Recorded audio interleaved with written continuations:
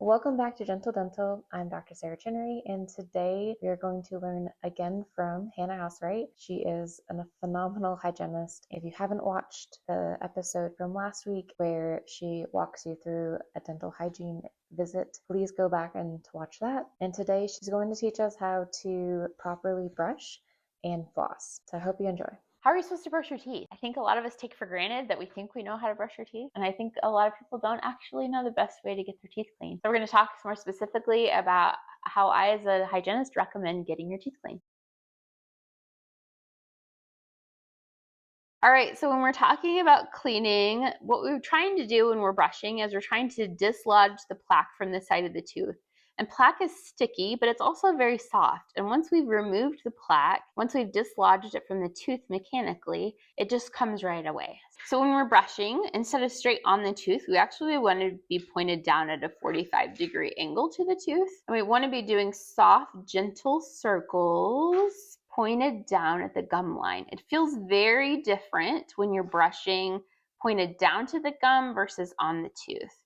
And it just sweeping the plaque away from the gum line, soft, gentle circles, moving tooth to tooth slowly, is going in order so that you're not missing any teeth. Just like we sweep the floor in order so we don't miss any spots, and just like we vacuum the floor in order so we don't miss any spots, we're going to brush the teeth in order so that we don't miss anything. We want to be mindful of the fact that at some point we're going to have to switch our hand. So we need to have a spot that we're switching in. So when we are brushing on the inside, we want to point our bristles down to the gum line and do soft, gentle circles pointed down at the gum line to try to dislodge that plaque.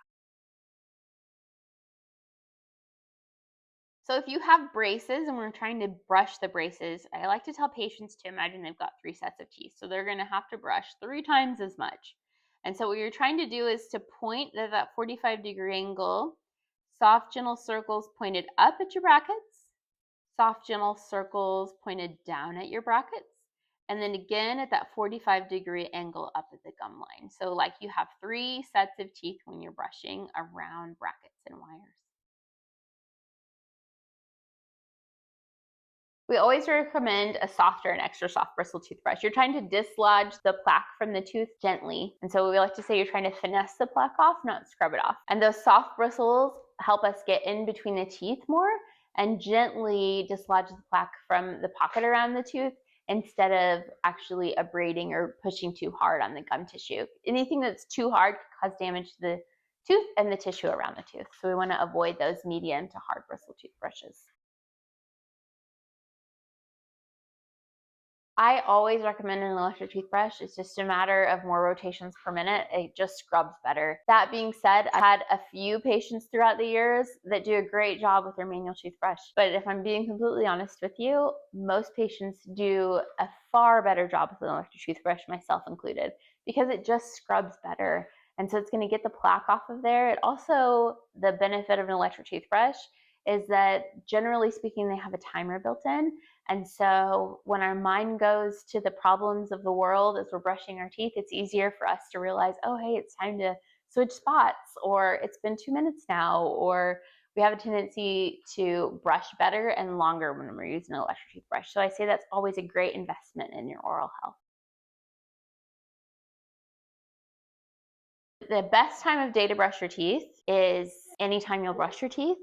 But the most important time to brush your teeth is before you go to bed at night. So the bacteria that live in your mouth, they eat fermentable carbohydrates. They eat carbs and sugars, and then their byproduct sits against the tooth and the gum tissue. And that's where really we talk about decay happening and gum disease happening. And so when you go to sleep with all of that bacteria hanging out on your teeth, between your teeth, and at your gum line, that's when we see more damage happening. So the most important time to brush your teeth is before you go to bed at night, because you want to go to bed with as clean a mouth as you possibly can. And then, of course, it doesn't ever hurt to brush more often. And so ideally, you'd brush in the morning before you head out the door.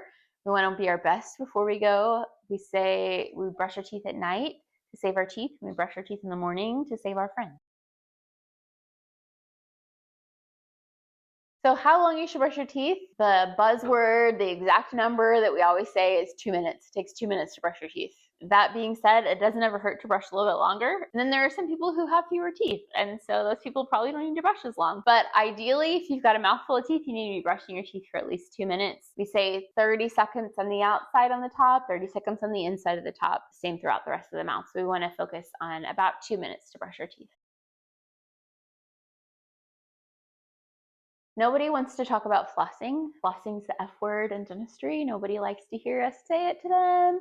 Nobody wants to admit that they don't do it. But flossing is super important. And really, flossing isn't as important as removing the plaque between your teeth, and whatever you decide to use to remove that plaque between your teeth is fantastic. The more you floss, the better. Ideally, you'd floss at least once a day. We want every 24 hours to dislodge that plaque between your teeth. When we talk about those areas where your teeth touch, that's just a super high risk for decay, and so we want to break that contact and get that plaque removed from between the teeth. About a third of your tooth structure is between your teeth, and so it's like not brushing about a third of your teeth. So there are lots of options out there. There's not only just string floss available to you, there are little proxy brushes or go between brushes, which are fantastic if you have a little more space between your teeth. There are lots of different kinds of floss. Just because you have one kind of floss that hasn't worked for you, please go out of your way to look for other kinds of floss. There are some really great flosses on the market that I absolutely think are fantastic